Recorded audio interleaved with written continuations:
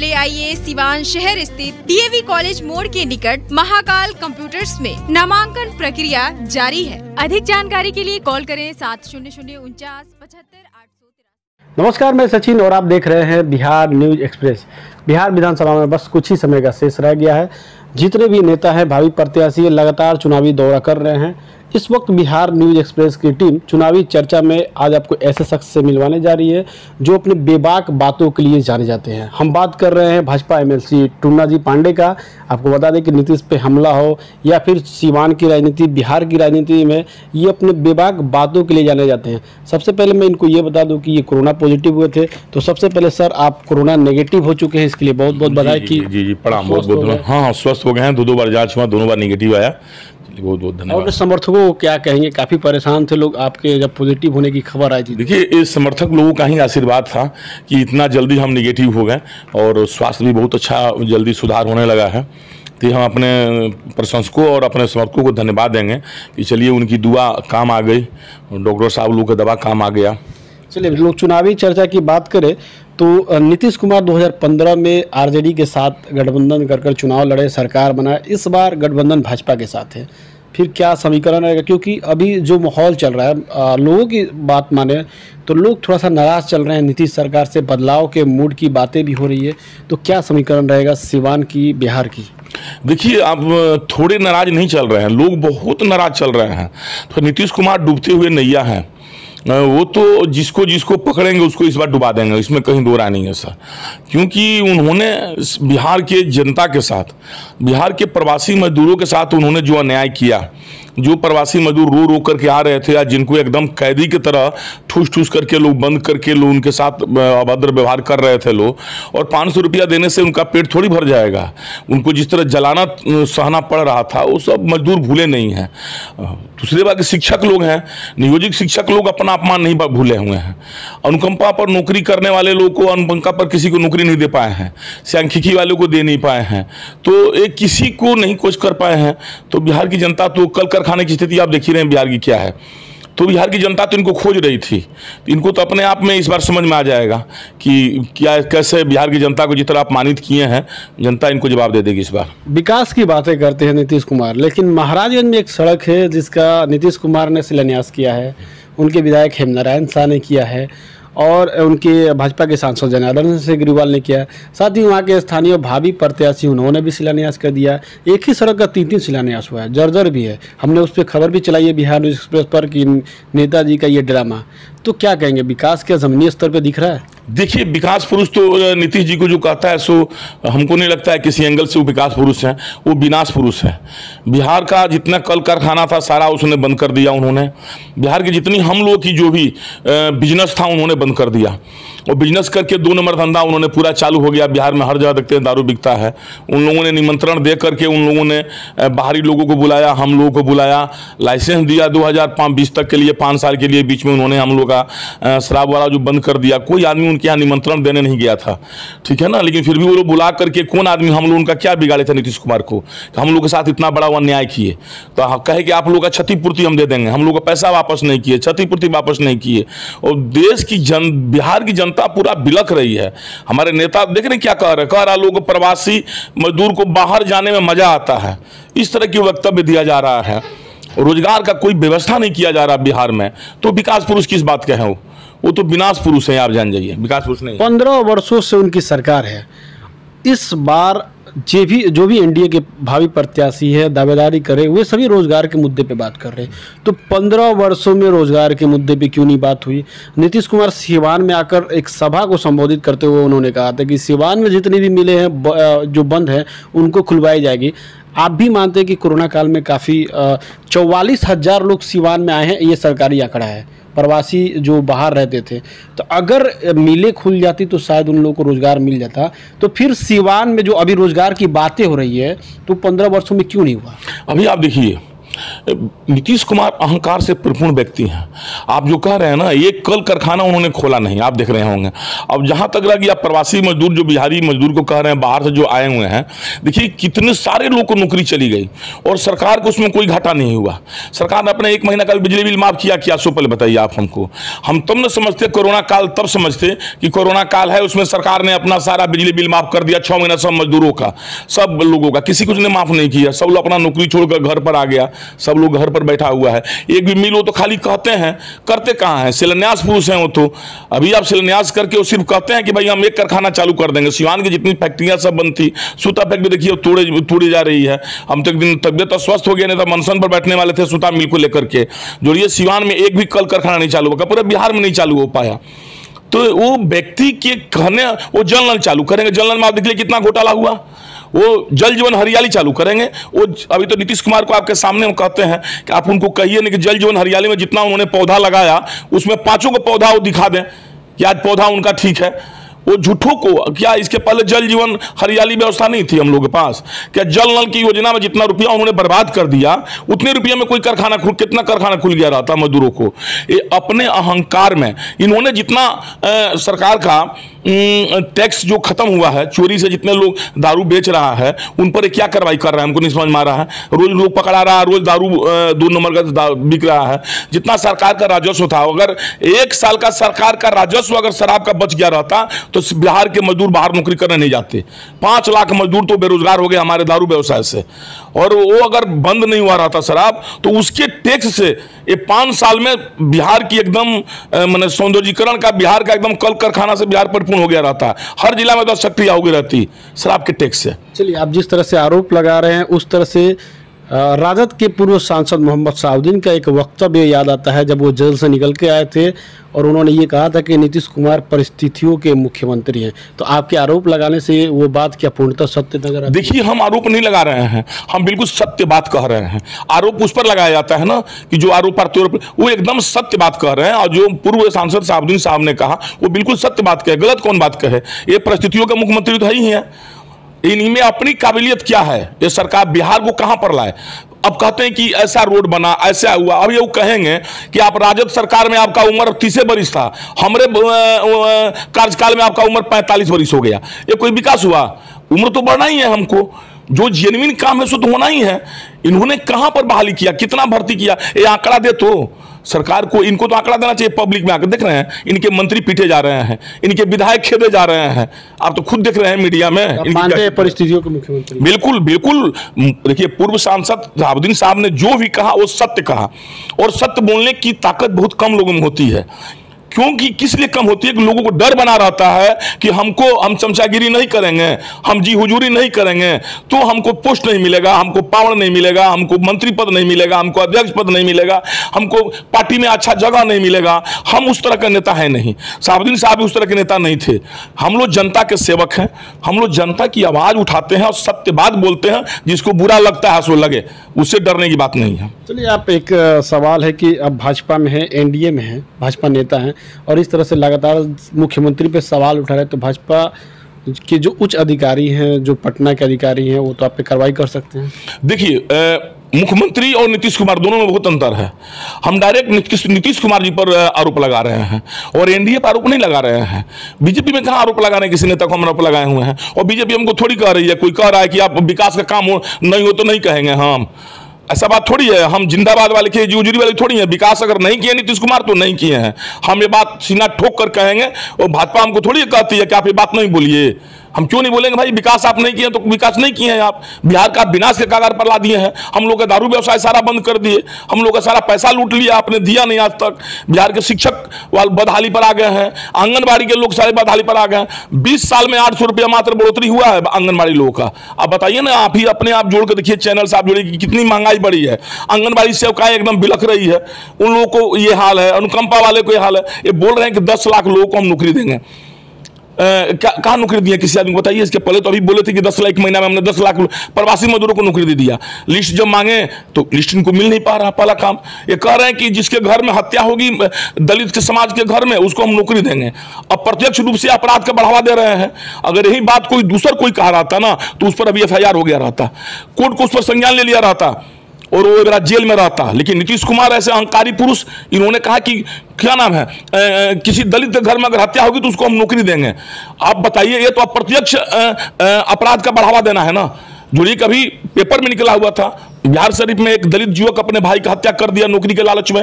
वो असली हत्या का वजह क्या है? नीतीश कुमार के नीति बनाया हुआ, जिसके चलते दलित ने अपने भाई की हत्या किया। केस तो चलना चाहिए नीतीश कुमार पर। और जो आदमी मर गया, जिसकी अनुकंपा पर जिसकी नौकरी होनी है, उसको तो नौकरी दे नहीं रही है, और उल्टे कहने कि जो मर जाएगा इसकी अगर हत्या होगी। अब तो नौकरी पाने के लिए दलित लोगों को अपने घर में हत्या कराना पड़ेगा ना, किसी को या हत्या करना पड़ेगा। यानी खुलेआम अपराधियों को बढ़ावा दे रहे हैं, एकदम बढ़ावा दे रहे हैं, एकदम प्रत्यक्ष रूप से अपराधियों को बढ़ावा दे रहे हैं। ये तो पता नहीं किस दिमाग से बोलते हैं, हमको समझ में नहीं आता है। इनकी उम्र अब खत्म हो गई है। अब राजनीति में जुआ वर्ग को आना चाहिए, और ऐसे लोगों को, जी हुजूरी वाले लोगों को राजनीति में अब नहीं रहना चाहिए। ये देश को क्या बदनाम भी कर रहे हैं और बिहार को एक गर्त में ले जा रहे हैं। चलिए, आप भाजपा नेता हैं, काफ़ी दिनों से भाजपा में हैं, और आपके भाई बच्चा पांडे जी आरजेडी के टिकट पर दावेदारी कर रहे हैं बढ़िया से। तो आप भाजपा नेता और भाई आरजेडी में क्यों? देखिए, विजय राजे सिंधिया का आप नाम सुने होंगे। माता थी जनसंघ में और बेटा थे कांग्रेस में, जो अभी वो भी आ गए भाजपा में। तो हर परिवार का अलग अलग रिश्ता होता है, अलग अलग। हम शर्ट पहने हुए हैं, कुर्ता पैजामा पहनते हैं, तो उनकी राजनीति अलग है, हमारी राजनीति अलग है। हमारा चुनाव में किसको मदद करेंगे? एनडीए के प्रत्याशी श्याम बहादुर सिंह हो सकते हैं, या फिर आप अपने भाई को मदद करेंगे? देखिए, चुनाव पार्टी बेसिस पर होती है। पार्टी हमको जो दिशा निर्देश देगी, जैसा आज्ञा देगी, वैसे करेंगे। अगर पार्टी कोई हमको निर्देश ही नहीं देगी तो अपने स्वविवेक से जो हमको समझ में आएगा सो करेंगे। भाई को मदद करेंगे? नहीं, ये तो समय बताएगा सर। वो तो कह रहे हैं ना कि पार्टी हमको जो दिशा निर्देश देगी, जैसे कहेगी कि आपको ये करना है, जो पार्टी हमको काम देगी हम पार्टी के काम करेंगे। अगर पार्टी हमको काम नहीं देगी, हम अपने स्वविवेक से जो समझ में आएगा वस्तु परिस्थिति अनुसार उस टाइम करेंगे। श्याम बहादुर सिंह का एक स्टेटमेंट आया था कि पिछली बार भी आपने आकर कोशिश की थी अपने भाई को जिताने की, लेकिन नहीं जिता पाए, और इस बार जमानत जब्त हो जाएगा। देखिए, वो बड़े भाई जैसे हैं, उनको बार बार उनके विषय में प्रत्यारोप करना ठीक नहीं है। वो काउंटिंग में देखे होंगे पिछले बार की 52,000 वोट मिला था, तो उनको खुद समझना चाहिए कि पूरे एनडीए उस टाइम पूरा विरोध में था। पूरे 8 विधानसभा में, 7 विधानसभा में एनडीए के नेता लोग प्रचार कर रहा था। सिर्फ हमारा भाई का विधानसभा था जिसमें एनडीए के नेता कोई प्रचार नहीं किया, नहीं जाता था। सिर्फ हम ही लोग मिलकर के अब 52,000 वोट बढ़िया में मिला। बढ़िया की अमन पसंद जनता को हम आज तक भी शुक्रगुजार हैं। तो आपको क्या लगता है इस बार उनको कितना वोट मिलना चाहिए? जो समीकरण है, हमको नहीं कहना चाहिए। श्याम बहादुर भाई जो बोलना है बोलते रहें, उम्र में बड़े हैं, उनका हम बहुत लिहाज भी करते हैं, तो उनको कुछ हम नहीं बोल पाएंगे। जो समीकरण आपने बताया, नीतीश कुमार पहले राजद के साथ थे, अब नीतीश कुमार के तो विधायक हो गए श्याम बहादुर सिंह, तो क्या लगता है कि वहाँ पे आपके भाई की जीत होगी, श्याम बहादुर सिंह की हार होगी? देखिए, अब हम तो एनडीए के किसके प्रत्याशी बनेंगे, क्या होंगे, हम तो इसमें कुछ कह नहीं पाएंगे। हम कहें कि उनके विषय में कुछ कहना हमें अच्छा नहीं लगता है। उम्र से वो हमारे से बड़े हैं, और कुछ न कुछ हमेशा कुछ न कहते रहते हैं, बेबाक वो भी कुछ न कुछ बोल देंगे, तो उनको हम अपने स्तर से कुछ बोलना नहीं चाहते हैं। ऐसी चर्चाओं का बाजार गर्म है कि आप अपने भाई को राजद में भेज दिए। आपका शुरू से प्रेम शहाबुद्दीन प्रेम रहा है, कई बार आपने बयान भी दिया उनके पक्ष में। तो ऐसी चर्चाओं का बाजार गर्म है कि कहीं आने वाले समय में टुन्ना जी पांडे भी भाजपा छोड़कर राजद का दामन थामेंगे और आगामी लोकसभा का चुनाव लड़ेंगे। देखिए, पार्टी निर्जीव वस्तु होती है, उसको सजीव करते हैं नेता लोग, हम लोग। हमारे लिए हर दल बराबर है। हम हमेशा, आपके कभी भी इंटरव्यू हमारे निकाल कर देख लीजिए, हम जिस दिन एमएलसी का चुनाव लड़ रहे थे पहला, उस दिन शहाबुद्दीन साहब ने भी हमारा बहुत मदद किए हैं। दूसरा का चुनाव में भी हमारा हर तरह सपोर्ट किए हैं, और हर दल के लोग नेता किए हैं। अब सब नेता का नाम हम ले नहीं पाएंगे, लेंगे तो उनकी अपनी अति है, लेकिन हमको माले के सारे नेता लोग से पड़ता है, हमको जदयू के नेता लोग से भी पड़ता है, भाजपा के नेता लोग से भी पड़ता है, राजद के नेता लोग से पड़ता है। अब हम लोग के लिए झूठ नहीं बोलते हैं, मुंह में राम बगल में छुड़ी, रात में बैठ करके बिरयानी खाएंगे और सुबह मुर्दाबाद जिंदाबाद उसका विरोध करेंगे। हम देखिए, हमारा पर्सनल संबंध सबसे बहुत ही अच्छा है, और मां भगवती करे किसी तरह हमारा संबंध अच्छा बने रहे। हम पार्टी विशेष को लेकर के किसी से दुश्मनी नहीं कर सकते हैं।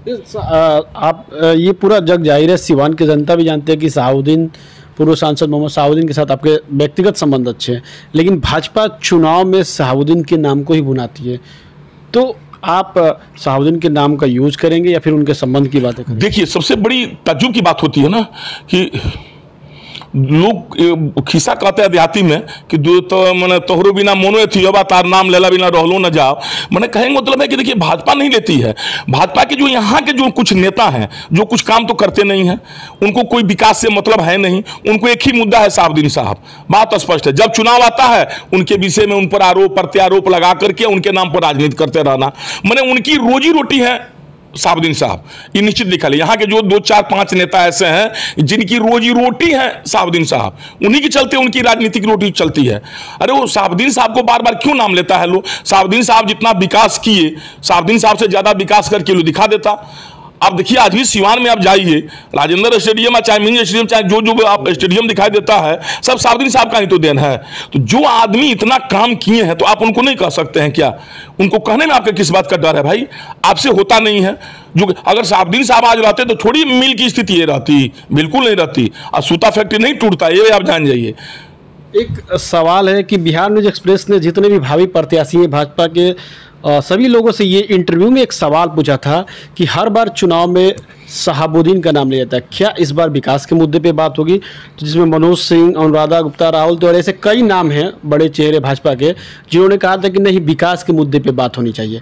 लेकिन वही सिवान के पूर्व सांसद ओम प्रकाश यादव ने कहा कि शहाबुद्दीन ने जो अपराध किया वो लोगों को बताना चाहिए। और आपने भी अभी कहा कि रोजी रोटी के लिए शहाबुद्दीन का नाम लेते लोग नेतागिरी चमकाने के लिए। तो क्या ओम प्रकाश यादव अपनी नेतागिरी चमकाने के लिए मोहम्मद शहाबुद्दीन का नाम लेते हैं, उन्हीं के सहारे नाम लेकर अपनी राजनीति करते हैं? देखिए हम किसी एक नेता का नाम नहीं लिए हैं, हम 2 4 5 नेता का नाम लिए कि सिवान में ऐसे 2 4 5 नेता हैं कि जिनकी रोजी रोटी है शहाबुद्दीन साहब से ही चलती है, उनका नाम लेकर के ही वो लोग राजनीति करता है। मैंने ये कहा, मैंने एक किसी व्यक्ति का नाम लिया। और जहां तक रहा कि पूर्व सांसद की प्रकाश जी की बात, देखिए अभी हम बार बार आप मीडिया का मार्फत भी और पार्टी में भी हम मांग उठा रहे हैं कि सिवान में देखिए 3 वर्ग हमेशा ठगे जाए हैं, वैश्य वर्ग, ब्राह्मण वर्ग और यादव वर्ग।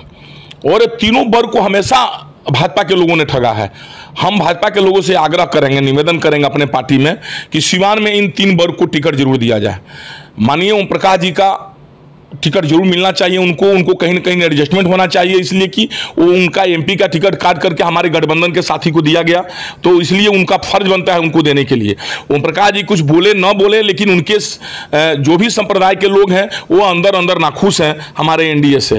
अब उसके बाद लोग कहता है ब्राह्मण और बनियों की पार्टी है बीजेपी। आप हमेशा सुने होंगे कि ब्राह्मण और बनिया में लगभग 95% 90% वोट जाता है बीजेपी को, लेकिन सिवान में हमेशा ब्राह्मण ठगा जाता है। ब्राह्मणों का अभी एक टिकट मिलना चाहिए, क्या नाम है, जीरादेई से तो मिला था। आशा पाठक को हार गए, नहीं तो पिछले बार जीते भी तो एक बार जीते थी, तो जब हार गए तो क्या उनको नहीं मिलना चाहिए?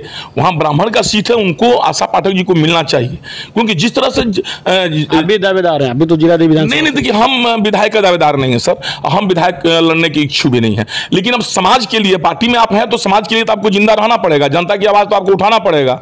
तो ब्राह्मण को सीट मिलना चाहिए जीरादेई, और वैश्य को सीवान में सीट मिलना चाहिए कोई न कोई। आज तक वैश्य को सीवान में कहीं नहीं मिला है। अभी देखिए सीके गुप्ता वहां से लड़ते हैं, सीएन गुप्ता क्या नाम है, छपरा से, लेकिन सीवान से किसी वैश्य को नहीं जाता है, वैश्य का वोट लिया जाता है। तो वैश्य लोग हमेशा ठगे गए हैं, और वैश्य लोग की कुर्बानी भी सीवान में हुई है।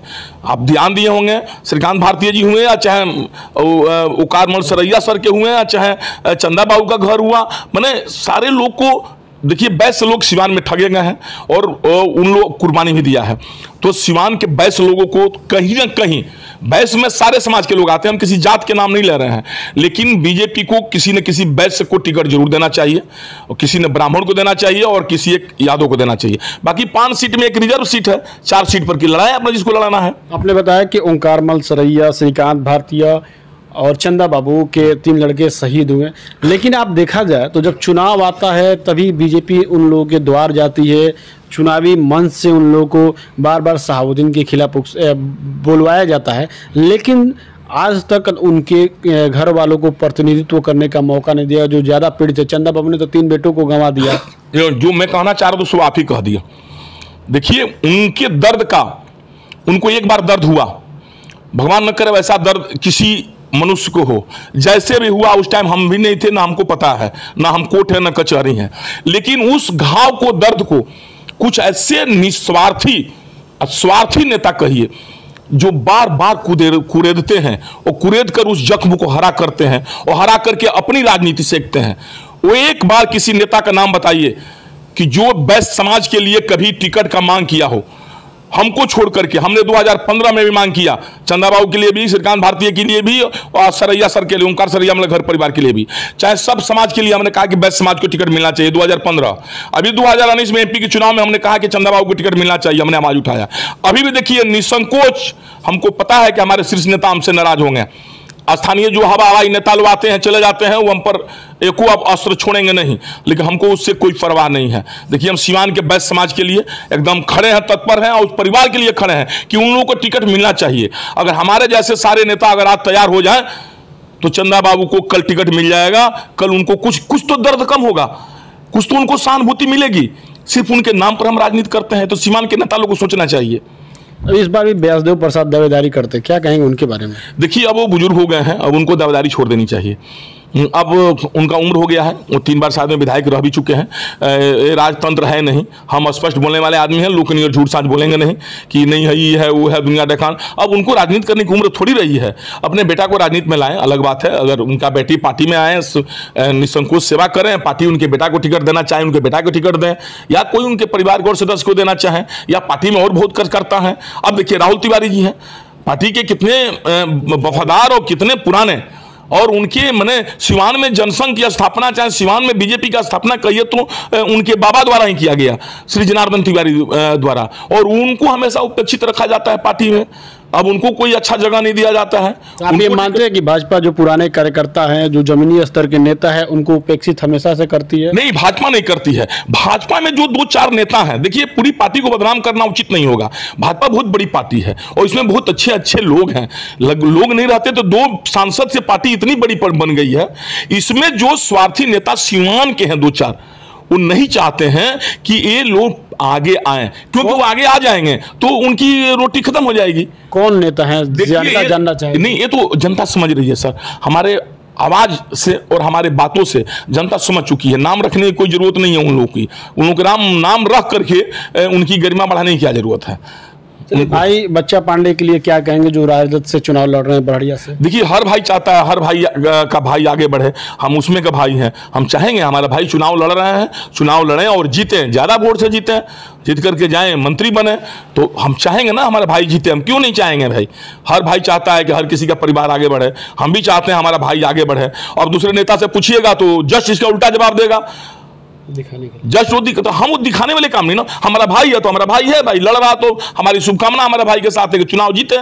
हम अलग पार्टी में, वो अलग पार्टी में, हम अपने पार्टी के लिए सोचेंगे, वो अपने पार्टी के लिए सोचें। आपने कहा कि मेरा भाई चुनाव जीते, मंत्री बने, ऐसी शुभकामना है, तो आप भी मानते हैं कि इस बार नीतीश कुमार का बदलाव होगा? जी, देखिए नीतीश कुमार को तो हारना है। एनडीए हारे न हारे हम नहीं कह सकते, इतने बड़े नेता नहीं हैं।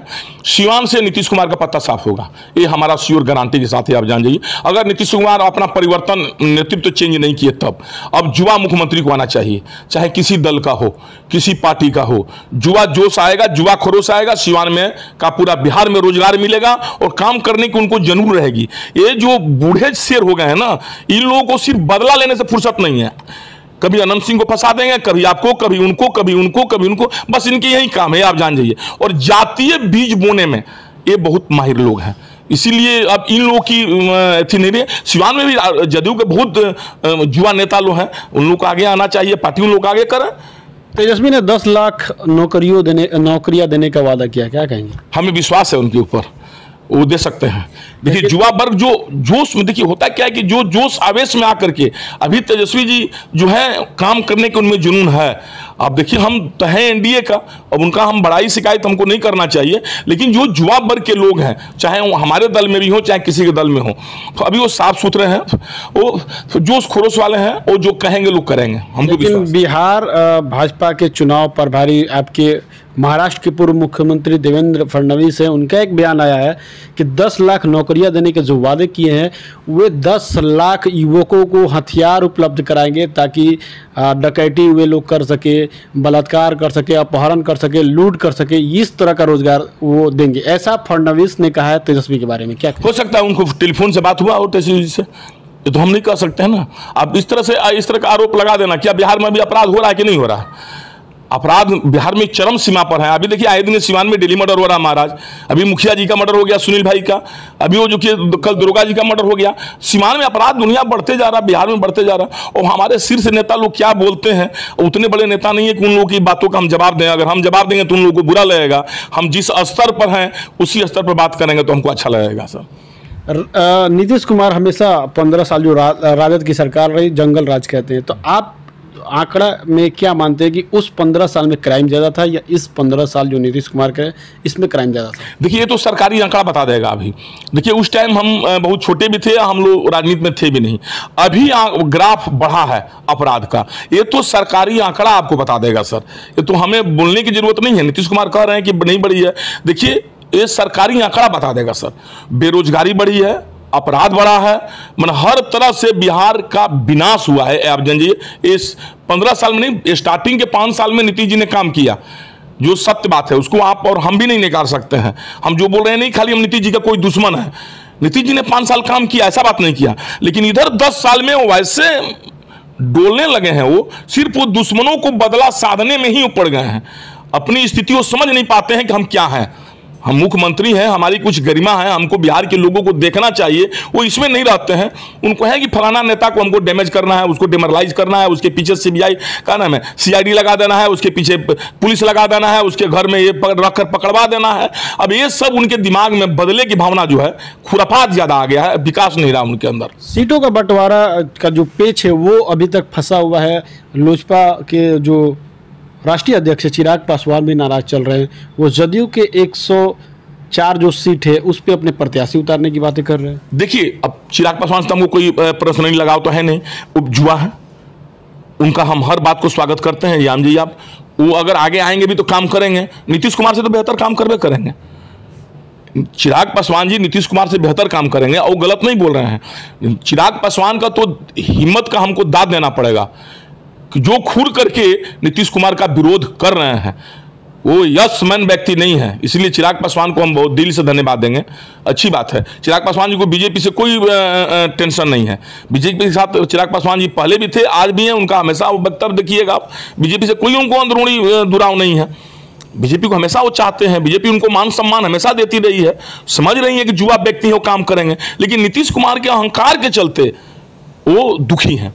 चलिए सिवान में जो चर्चा है उस पर हम आपसे एक राय जानना चाहेंगे। चर्चा ये है कि टूना पांडे आने वाले समय में राजद ज्वाइन करेंगे।